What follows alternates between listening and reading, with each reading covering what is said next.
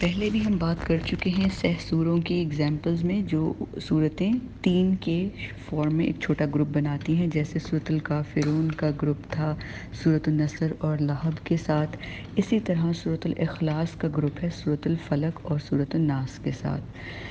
تو سورۃ الاخلاص میں لفظ اللہ آیا ہے، جبکہ سورۃ الفلق اور ناس میں لفظ رب آتا ہے۔ تو کیونکہ سورۃ الاخلاص کا خاص لفظ ایک یونیک لفظ اللہ ہے، تو ہم پہلے اللہ کی ڈیٹیل دیکھ لیتے ہیں، تفصیل کہ لفظ اللہ کیسے بنا، کیسے وہ لفظ قرآن پاک میں آتا ہے، اللہ تعالیٰ خود کو اللہ کے نام سے کب بلاتے ہیں۔ تو اس میں اسکالرس کی 2 اوپینینز ہیں، اسکالرس کے 2 گروپ ہیں۔ جو نحو کے اسکالرز ہیں، عربی کے جو گرامر کے اور نحو کے اسکالرز ہیں، قواعد کے، وہ یہ کہتے ہیں کہ جو لفظ اللہ ہے وہ اسم مشتق ہے، مشتق یعنی ڈیریویٹو ہے، یعنی کہ وہ روٹ ورڈ سے مل کر بنا ہے۔ لیکن جو دوسرا گروپ ہے اسکالرز کا، وہ کہتے ہیں کہ اللہ لفظ جو ہے وہ اللہ کا ذاتی نام ہے، ایک مطلق ایبسولوٹ نام ہے، جس کو ہم اسم جامد کہتے ہیں۔ جامد یعنی فروزن، یا جو چیز جم گئی، جو اکیلی ہے۔ مثلاً ایک پتھر کو آپ لے لیں، اس پتھر کو آپ توڑتے رہیں لیکن وہ پتھر نہیں ٹوٹے گا۔ اس کے برعکس اگر ہم ایک پہاڑ کو توڑتے ہیں، ایک دیوار کو توڑتے ہیں، تو اس میں جیسے اینٹیں ہیں، پہاڑ میں بڑے پتھر ہوں گے، چھوٹے پتھر ہوں گے، لیکن ایک پوائنٹ پہ آ کے وہ پتھر فردر نہیں بریک ہوگا،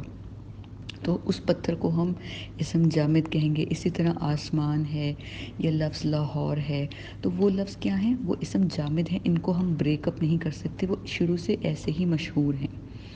اسی طرح ان اسکالرس کا یہ ماننا ہے جو سیکنڈ گروپ والے ہیں کہ جو اللہ لفظ ہے وہ اللہ کا ذاتی نام ہے، اور یہ اسم جامد ہے، اسم اللہ کا ذاتی نام ہے۔ تو ہم یہ دیکھتے ہیں کہ جو لوگ کہتے ہیں کہ اللہ تعالیٰ گروپ 1، پہلا جو گروپ ہے جو کہتے ہیں کہ اللہ تعالیٰ کا لفظ 2 روٹ ورڈ سے مل کے بنا ہے، تو وہ دیکھتے ہیں کہ وہ کیا کہتے ہیں اسکالرز۔ ان اسکالرز کا یہ کہنا ہے کہ لفظ اللہ، اگر آپ کے پاس ایک پیپر اور پینسل ہے تو آپ لکھ کر دیکھیں، اس کے اوپر ال اور الہ سے بنا ہے۔ ال، الف اور لام، اور پھر آپ پلس کا سائن بنا کے الہ، الف کے نیچے زیر، لام کے اوپر فتحہ یا زبر، اور ہا کے اوپر 2 پیش، الہن۔ تو الہن یعنی کہ معبود حقیقی، الہ اصلی، دی گاڈ، اللہ ان 2 لفظوں سے مل کے بنا ہے۔ جب اللہ، الف اور لام مل گئے تو ایک جو لام تھا بیچ میں وہ محذوف ہو گیا، omit ہو گیا، 2 لام آپس میں جڑ کے جو تھی وہ ایک لام بن گئی، اور اوپر تشدید و کھڑی فتح آ گئی، تو یہ لفظ اللہ بن گیا۔ یہ ان اسکالرس کا یہ کہنا ہے۔ اور پھر آگے جو الہ لفظ ہے، الہ کے آگے سے انہوں نے 4 معنی کیے ہیں۔ ایک لفظ ہے جو ان کے معنی میں نکلتا ہے الہا۔ الہا کہتے ہیں اس بچے کو جو دودھ پیتا بچہ ہو بالکل، اور اس کو اس کی ماں سے دور کر دیا جائے، تو وہ دودھ کے لیے تڑپ رہا ہو اور اپنی ماں کے لیے تڑپ رہا ہو، اور جب اس بچے کو چھوڑ دیا جائے تو وہ الہا طفلن کہتے ہیں، یعنی وہ بچہ بھاگ کے اپنی ماں کو جا کے چمٹ جائے، چپک جائے، اس کو والہانہ انداز میں ماں کے ساتھ لگ جائے کہ اس کو بھوک لگی ہے دودھ کی، تو اس کو الہا کہتے ہیں۔ تو یہ الہا ایک ورب ہے، ایک فعل ہے۔ پھر اگر الہا لیں، الہا مصدر ہے۔ الہا کہتے ہیں وہ ایک ذات جس کی طرف لوگ پلٹ کے آئیں، مجبوری میں آئیں، محرومی میں آئیں، لوگوں کا مجبوری اور محرومی میں اللہ کی طرف یعنی کہ ایک ذات کی طرف پلٹنا، اس کو الہا یعنی کہ ایک مصدر کی فارم دی گئی۔ پھر تھرڈ میننگ ہے لا آہا، لام پہ زبر، الف پہ زبر، ہا پہ زبر۔ لا آہا کہتے ہیں کسی بھی شخص کا، کسی بھی ذات کا چھپ جانا، حجاب میں چلے جانا، مخفی ہو جانا۔ تو یہ ایک لفظ کا معنی کیا جاتا ہے الہا کا، الہا کا۔ اور ایک چوتھا مطلب نکلتا ہے ایک وہ ذات جو متحیر کر دے، حیران کر دے۔ یعنی اگر ہم اللہ کے بارے میں دیکھتے ہیں تو اللہ تعالیٰ ہمیں حیران کر دیتے ہیں کہ ہم سوچتے جائیں اور ہمیں کچھ سمجھ نہیں آتا کہ وہ کیسا ہے، دیکھنے میں کیا ہے، تو وہ ایک حیران کر دینے والی ذات۔ تو یہ جو چاروں الفاظ کے معنی نکلتے ہیں، یہ الہ کے اندر، معبود کے اندر اگر آپ دیکھیں تو سب فٹ ان ہوتے ہیں کہ جب ایک بچہ اپنی ماں کے ساتھ جو بچھڑا ہوا ہو، جس کو دودھ کے علاوہ کچھ سمجھ نہیں آتا، اس کی وہی تڑپ ہوتی ہے، اس کو وہی چیز اللہ اپنی ماں سے چاہیے، تو وہی معاملہ ہمارا اللہ کے ساتھ ہے۔ اسی طرح جس طرح لوگ پلٹتے ہیں اللہ کی طرف، ہم سب پلٹتے ہیں اللہ کی طرف جب ہمارے تمام ختم ہو جاتے ہیں دنیا کے وسائل، ریسورسز، جب ڈاکٹر جواب دے دیتے ہیں، جب فائنینشلی ہم لوگ بالکل بریک ڈاؤن ہو جاتے ہیں، تو ہم کیا کرتے ہیں؟ ہم کہتے ہیں اب اللہ کی طرف لوٹ جائیں، اب ہم اللہ کی طرف ہی رجوع کرتے ہیں، کیونکہ وہی ذات ہمیں اس کرائسس سے نکال سکتی ہے۔ اسی طرح اللہ کی ذات پہ یہ بات بھی فٹ ہوتی ہے کہ وہ حجاب میں ہے، مخفی ہے، اور وہ متحیر کرنے والی ذات ہے۔ تو یہ چاروں معنی الہ کے اوپر فٹ ہوتے ہیں کہ الہ وہ اللہ وہ ذات ہے جو کہ تمام لوگوں کا معبود ہے، معبود حقیقی ہے۔ تو یہ وہ ذات ہے جس کی سب عبادت کرتے ہیں۔ اب ہم چلتے ہیں، یہ وہ اسکالرز ہیں جو نحو کے اسکالر ہیں۔ اب جو صوفی اسکالر ہیں، جو صوفیزم پہ یقین رکھتے ہیں، وہ یہ کہتے ہیں کہ اللہ کسی لفظ سے مل کر نہیں بنا، یہ ہر لینگویج میں، ہر نبی کے پاس، ہر کتاب میں اللہ کا لفظ ہی آیا، اور یہ اسم ذات ہے، اسم جامد ہے، تو یہ شروع سے ایسے ہی ہے۔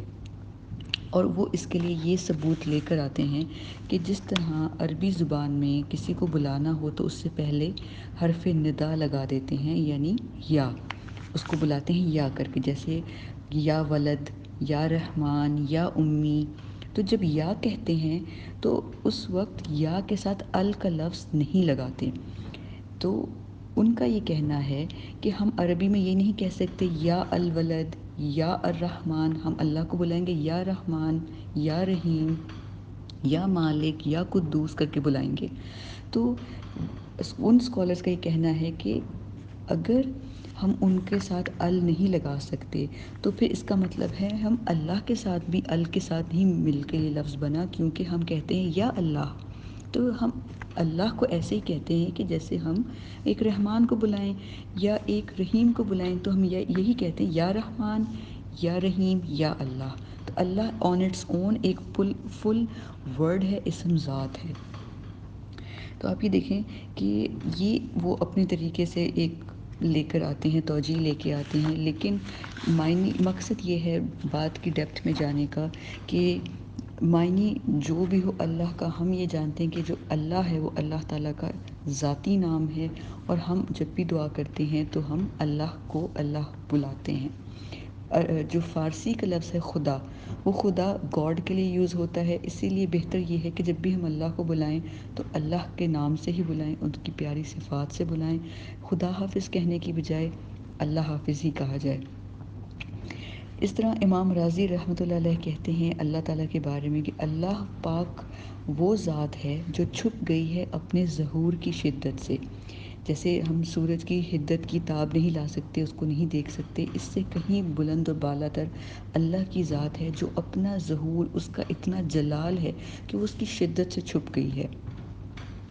تو اسی طرح ہم جانتے ہیں قرآن پاک میں پتہ چلتا ہے کہ اللہ تعالیٰ خوش بھی ہوتے ہیں، اللہ تعالیٰ غضبناک بھی ہوتے ہیں، اللہ تعالیٰ کی ریئیکشنز بھی ہیں، لیکن ہم اللہ تعالیٰ کو جانتے بھی ہیں لیکن ہم اللہ کو نہیں جانتے۔ ہم اس کو جانتے ہیں لیکن ہم اس کو پہچانتے نہیں ہیں، کیونکہ ہم نے اس کو اپنی آنکھوں سے نہیں دیکھا۔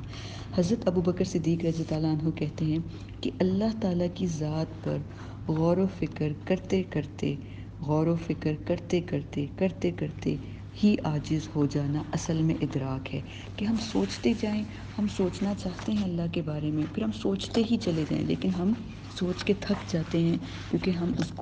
ہم نے اپنی آنکھوں سے نہیں دیکھا، تو ہم عاجز ہو جاتے ہیں، یعنی کہ ہم ہمبل ہو جاتے ہیں۔ یہی ادراک ہے، یہی اصل میں اللہ کو پا لینا ہے، کہ ہم اس بات کا اعتراف کر لیں کہ اللہ تعالیٰ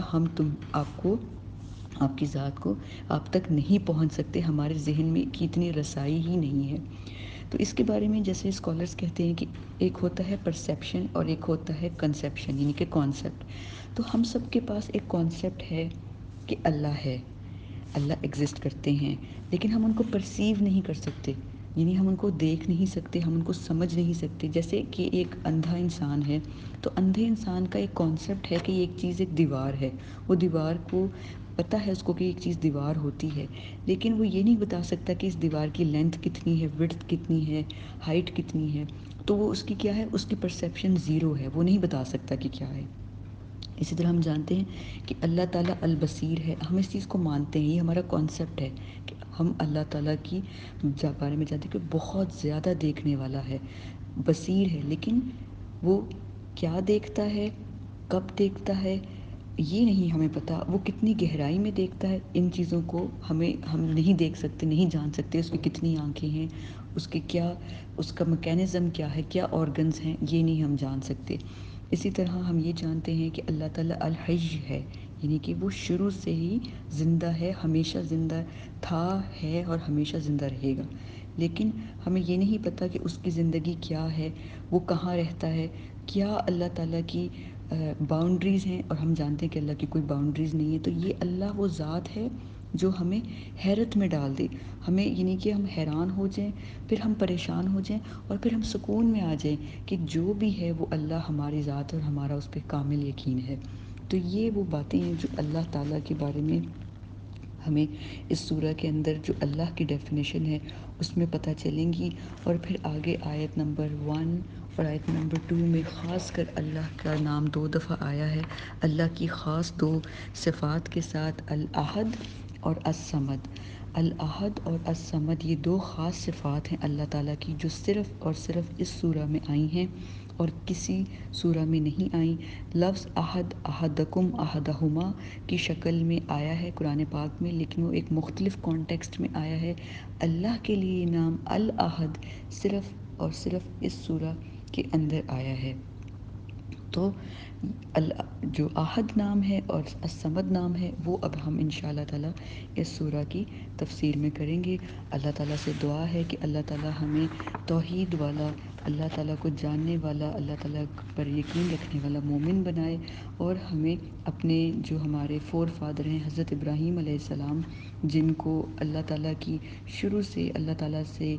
کے بارے میں جانتے نہیں تھے، لیکن شروع سے اللہ ان کے دل میں ایک تڑپ تھی اللہ کے لیے کہ اللہ ہے ایک ہی، لیکن وہ اپنے رب کو جانتے نہیں تھے، پہچان نہیں پا رہے تھے۔ تو اللہ تعالیٰ ہمیں بھی حضرت ابراہیم کی طرح توحید والا مسلمان بنائے، آمین۔ اب چلتے ہیں سورہ کی تفسیر کی طرف۔